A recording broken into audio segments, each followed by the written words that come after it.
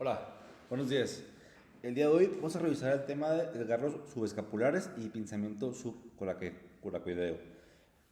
Mi nombre es César González Alcántara y como profesor titular tenemos al doctor Edmundo de Rumen.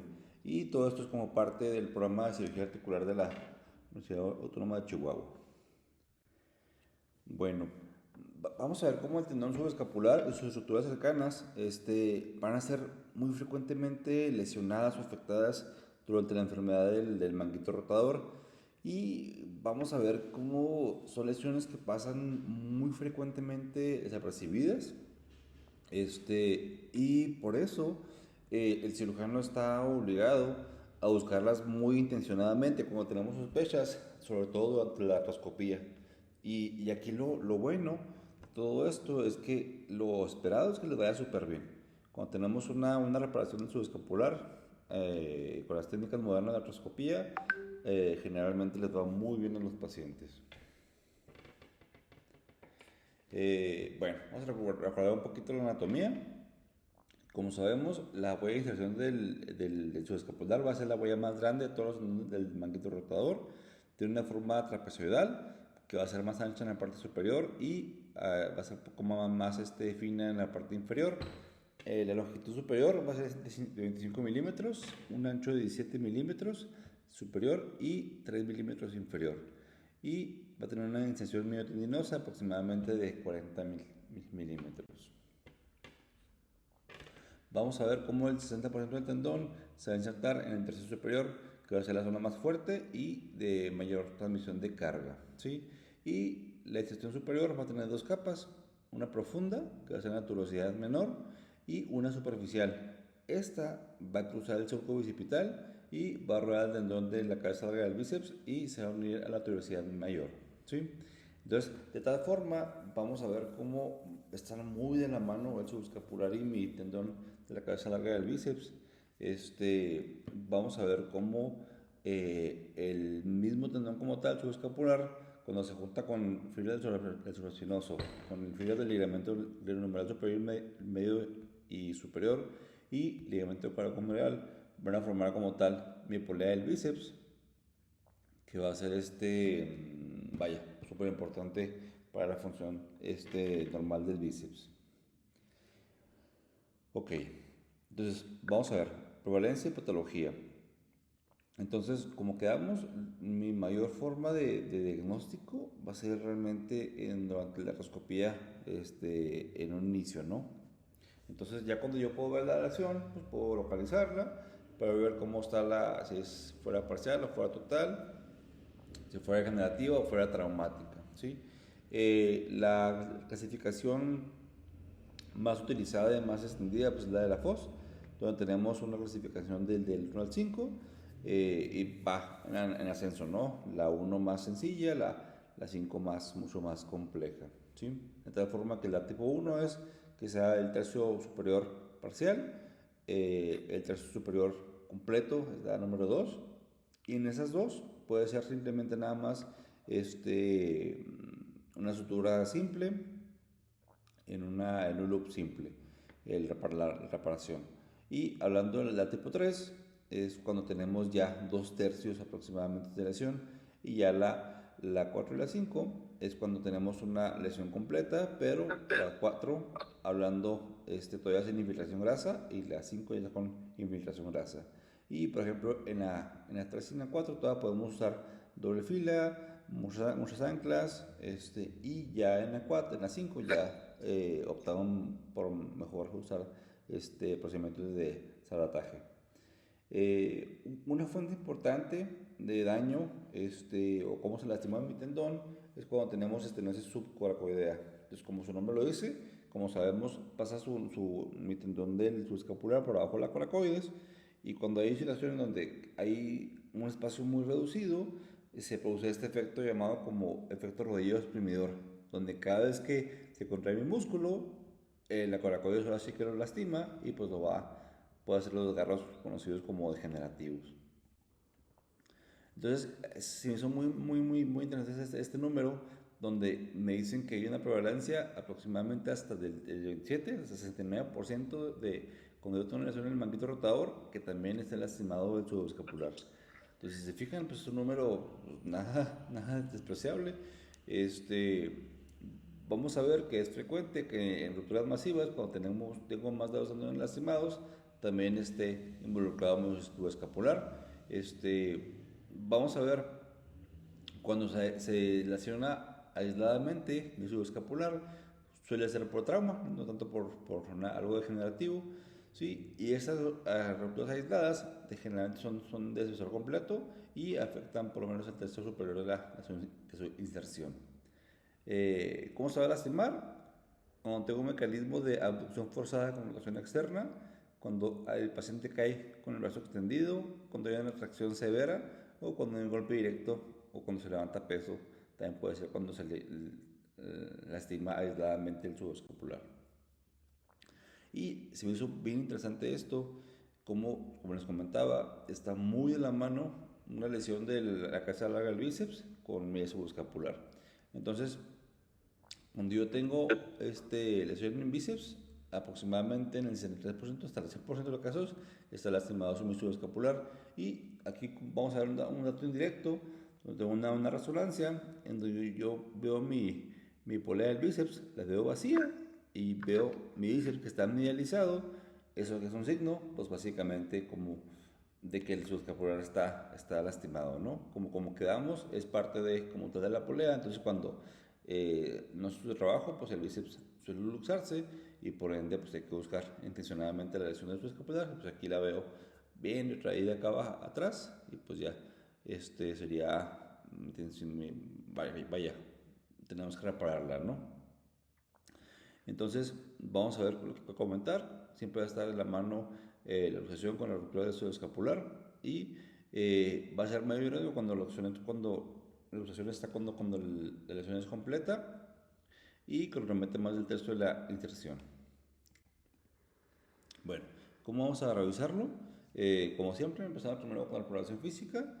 Las pruebas clínicas van a dar sobre todo la fuerza de la rotación interna y van a tener una sensibilidad variable de hasta un 88%, pero van a ser poco confiables para descartar como tal la ruptura. Y van a tener una especificidad alta, entonces las que ya conocemos, Litov, Bailey Press, Berhawk y también la Napoleón nos pueden ayudar. Ya hablando de imagen, como siempre, vamos escalonados. El primer estudio se llama una radiografía. Como sabemos, la radiografía pues realmente no nos da mucha información hablando específicamente de una lesión en tendinosa, pero nos ayudan mucho a descartar una lesión asociada. Por ejemplo, echarle la culpa a una fractura, ver cómo está el hombro artrósico, si está mirada la cabeza, si está subluxado o si hay estrechamiento coracomeral. Entonces, me puede dar un indicio, una primera información, y luego nos vamos con el siguiente estudio, que puede ser una sonografía, pues como sabemos, bueno, un poquito barato, pero el problema de siempre, ¿no? Que depende mucho del operador, de quien haga el estudio. La sensibilidad hasta el 30%, especificidad hasta el 100%. Va a ser útil sobre todo para rupturas completas, hasta un 86% de sensibilidad, pero no me va a ver cómo está la infiltración grasa ni cómo está el volumen de músculo. ¿Me puede ayudar también la tomografía? Sí. La tomografía me comenta que es sobre todo utilizada en Europa y puede tener hasta una sensibilidad hasta el 94% en rupturas completas. Y pues, como siempre, la que más me ayuda va a ser la resonancia o la altorresonancia. Mencionan que sobre todo utilizada en Estados Unidos. Sin embargo, sí menciona que necesitamos a alguien que también sepa mucho de musculoesquelético hablando de resonancia, porque también pueden pasar desapercibidas en alguien que no ve tanto hombro hablando de resonancia. Podemos tener una sensibilidad del 73%, especificidad del 94%, precisión hasta del 86%. Si entonces, de todos modos, se fijan que no tiene tan alto como esperaríamos, porque vaya, si es una lesión difícil de ver en la resonancia. Y en este caso, cuando yo tengo una sospecha, lo que platicamos, lo que realmente me va a ayudar a diagnosticarla va a ser la artroscopía. Incluso en la artroscopía tenemos que tener una valoración muy juiciosa de ver si está o no está lastimado. Bueno, el manejo, como siempre, tratamiento quirúrgico conservador. En quien sí y quien no. En un paciente, sobre todo un paciente mayor, de 65 años, hablando de una lesión degenerativa, que tenga baja de banda, generalmente se opta por hacer tratamiento conservador. Sin embargo, los expertos comentan que lo óptimo sería que, aunque sea una lesión degenerativa y un paciente que sea relativamente joven, lo óptimo sería sí repararlas, ¿sí? Y en el esquema de una lesión aguda, casi siempre se opta por repararlas quirúrgicamente. Hay muchos beneficios de sí reparar el subescapular. Vamos a ver que cuando reparamos hay un efecto de tenodesis, de tal forma que va a estabilizar la articulación, mejora mucho la biomecánica, por ende el dolor.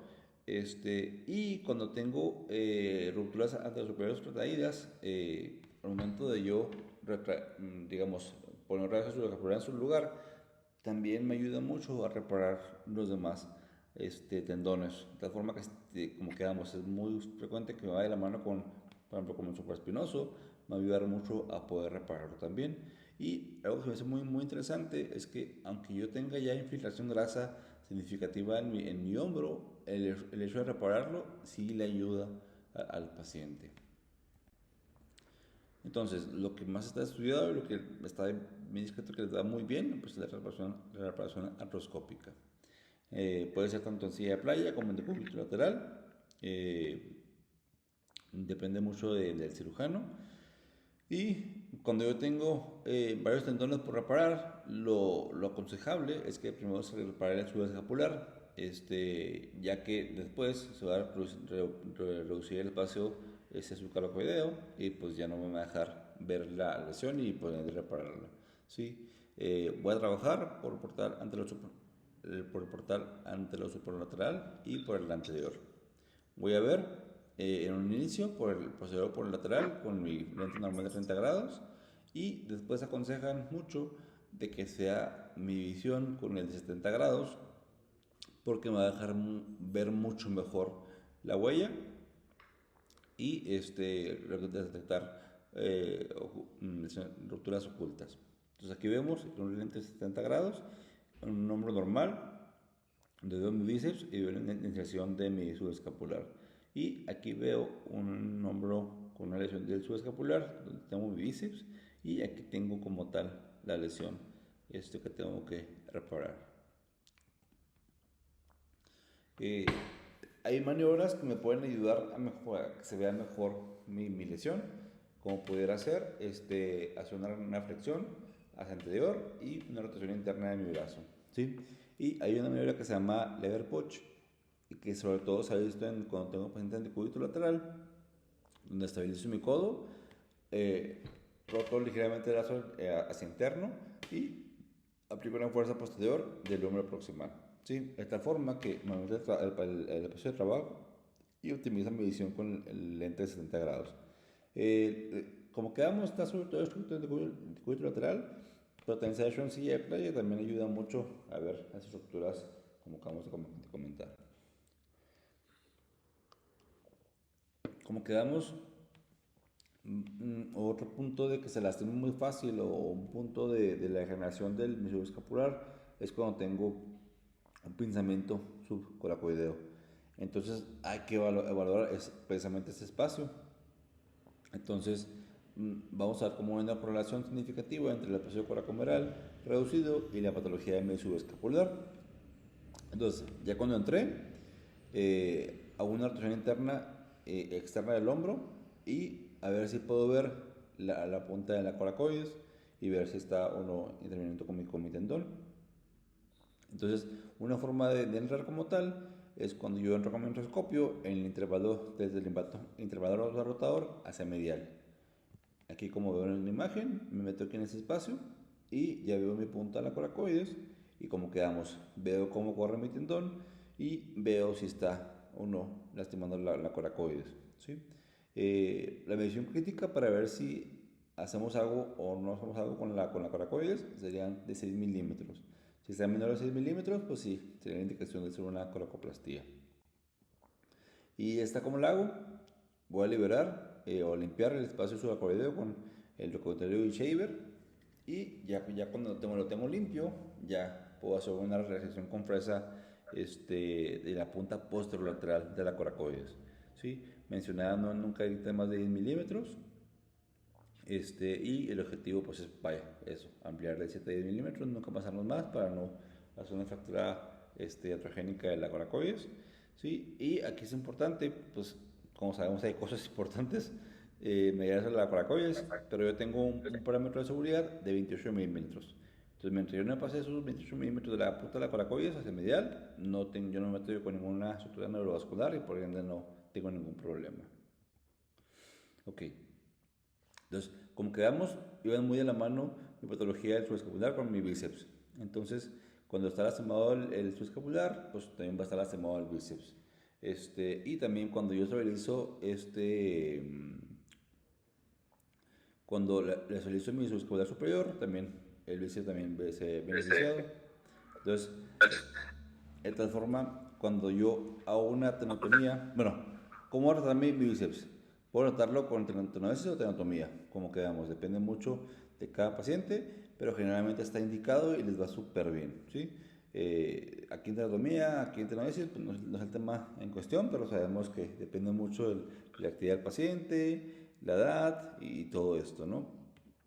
Pero en pacientes jóvenes y sobre todo en los pacientes de alto rendimiento, pues lo óptimo se pensaría en no tenodizarlo, sino ahí intentar repararlo, ¿no? O bueno, mejor dicho, darle calor y todo lo que ya conocemos, ¿sí? Entonces, vamos a ver cómo mejoramos el resultado cuando yo reparo mi escapular y le hago tratamiento al bíceps. Es como que la fórmula de ganar para que el paciente la vaya mucho mejor. Ok, ya para reparar mi escapular, el primer paso pues es reparar la huella ósea. ¿Qué es lo que hago? Limpio mi huella con el cauterio, con el shaver, para obtener una superficie sangrante y uniforme. Después ya, bueno, aquí se me hizo interesante que puedo, si bien cuando tengo una ruptura crónica degenerativa, pues lo esperado es que se medialice el tendón digamos, retraído, ¿no? Entonces, yo tengo la capacidad de medializar mi huella de hasta 7 milímetros sin mayor problema, de tal forma que sea mucho más fácil que yo me traiga mi tendón a donde iba, ¿no? Entonces, hay un estudio donde lo medializaron hasta 7 milímetros y no hubo mayor problema, hubo buenos resultados funcionales y retorno a la actividad física hasta 2 años después del estudio. Entonces, pues es una opción. Si está muy retraído, medializarlo y les da igualmente bien. Entonces, cuando está ese tendón muy retraído, sobre todo en rupturas crónicas, ¿qué es lo que tengo que hacer? Pues tengo que liberarlo, ¿sí? Entonces, vamos a ver. Entonces, ¿qué hacemos primero? Coloco un punto de tracción en mi tendón y tengo que liberar en la coracoides y posterolateral a las tasas que haya y luego una liberación en el cuello inferior de la coracoides y su base. Después, posterior al cuello y anterior a la arenoides y también puedo liberar mi ligamento coracomedular. Entonces, todo esto me ayuda a poder liberarlo y como quedamos, traérmelo a su situación nativa, ¿sí? Muy similar a lo que platicamos ahorita de la coracoides, a los 11 milímetros de la punta hacia medial está el nervio subescapular, entonces también ahí no irme muy para medial. Y hacia inferior está el nervio axilar. Es raro que me tenga que ir tan abajo, pero también puede ser también ahí un punto que tengo que estar muy pendiente de no irme muy hacia inferior. Ok, y ya. ¿Cómo lo voy a hacer? Ya que lo tengo, ya me voy a lista, ya que ya me lo traje, que sigue anclas. Realmente las anclas se van a insertar de inferior a superior, ¿sí? ¿Y cuántas voy a poner? Pues las que necesite. Generalmente se comenta que se pone una por cada centímetro lineal de tendón desgarrado. Entonces pones las suturas anteriores o retrógradas, como depende del cirujano como las quiera. Y siempre primero se van a poner las inferiores y luego las superiores, en ese orden, ¿sí? Aquí es algo muy similar como cuando reparamos el supraespinoso. Si hacemos una fila simple o una fila doble, la fila simple es la más usada, sobre todo usada en lesiones menores del 50% del desgarro, del espesor del tendón del subescapular y generalmente le da súper bien a corto y a largo plazo, ¿sí? Y la doble fila es cuando tengo rupturas generalmente más grandes, como sabemos es establemente superior mecánicamente hablando, ¿sí? Mayor rigidez, resistencia y menor elongación, ¿sí? Tiene una fuerza suficiente para resistir las cargas de actividades cotidianas sin mayor problema, pero básicamente es algo muy similar con el digo como en el supraespinoso, que les va muy similar. Entonces, o sí que depende mucho del expertise de cada cirujano, que es lo que piensa que le puede mejorar al paciente. Y ya prácticamente para terminar, rehabilitación.